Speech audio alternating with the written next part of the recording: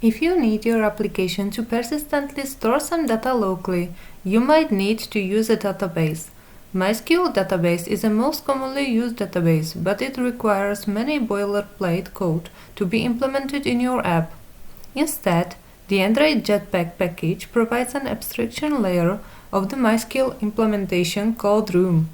Today I will show you an easy application with the Room framework. Here is how my cashflow application looks like. There are two fragments. The first fragment serves for my input and the second for the calculation output. There's a text field receiving signed numbers and a switch for me to select if the amount is an outcome or income. When clicking on the Add button, the amount is inserted to the database. In the next fragment, I can see all my incomes and outcomes and my actual cash flow. If I want to begin a new billing period, I can push the Clear button and clear data out of the database. So let's look at the code. To use Room, you need to add some dependencies in your module's build Gradle script. Don't forget to sync the changes after that. My application consists of 5 modules: the main activity class, the first and second fragment, the application database, the cashflow table, and the cashflow DAO class. In the main activity class, I only check for permissions. Fortunately, there are no permissions related to the usage of the Room. In the first fragment, I have 2 buttons. One for the add action and one for clear action. In both on-click listeners of these 2 buttons, I'm calling the asynchronous task. That's because the access to the database from the main thread is not allowed, as it may take too much time. Here is the design of my application. As already told, my application has 2 fragments. Each has its own async task. The database is accessed from the environment of these 2 fragments via database access object. Inside the database resides my cashflow table with 3 columns. Every insert command adds a new line to this table. Let's look at the application database class. This way I create a local database called my cashflow and instantiate it, so I can reach the instance of this database from any part of the program. I do this in the async task. My database contains a table called cashflow. I define 3 columns there: a record, a cashflow plus, and a cashflow minus. All numbers I have entered to the edit field are inserted to the record column.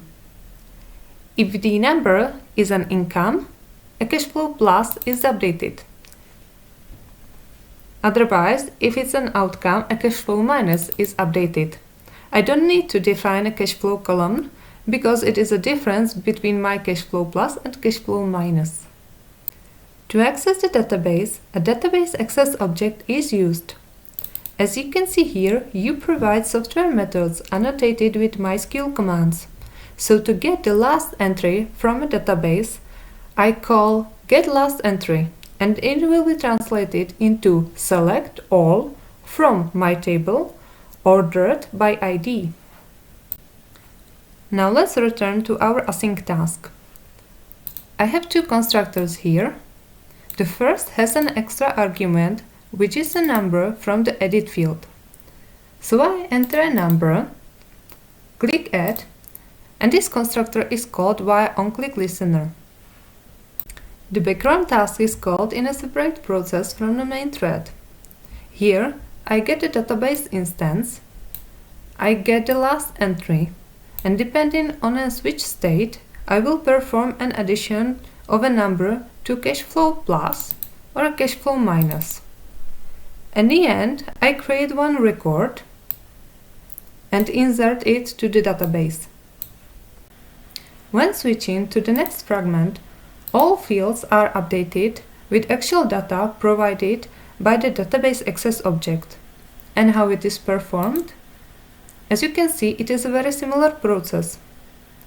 In a separate task, first I get the instance of a database. Then I check for the last entry. I use getter methods to read all columns in the last entry. And finally, I update all fields in a fragment. To clear the database, I click on a clear button. From its on-click listener, the async task is called and the clear database function is invoked. It is a query to delete all records. The fields in the second fragment are updated. So let's say that today I spent 3 euros for a coffee and 10 euros for a pizza. I gain 15 euros. So my cash flow is 2 euros. My application did 1 entry to cashflow plus column and 2 entries to cashflow minus column.